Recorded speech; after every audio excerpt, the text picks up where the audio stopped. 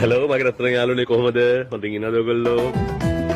මාව වටන්නට එක්කගෙන යන පිනමැතිවාට ලබනාත්මේ බල්ලෙක් වෙන්න. ලොකෝයි ඔයා ඔටෝනේ මැනුවල් නෙමෙයිනේ.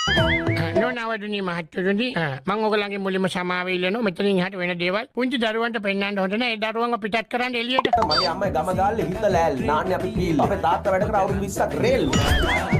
සලාම් අලයිකුම්.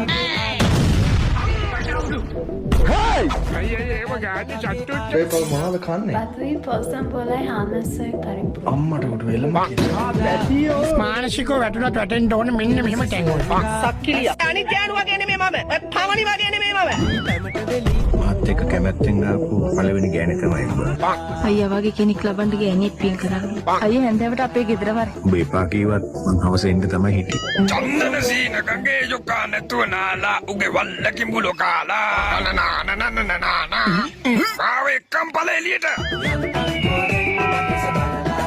රාජ්‍ය බැංකුව තමයි කොහොරා කන්නේ. අඩිසියේ අහන්නකෝ ඇවුනෝ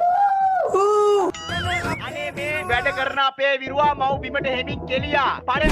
ඒ වරන්කොන් පොඩි දුවකුයි නංගි. අරින් දැන් වරෙන් ආගන කනවද නැද්ද?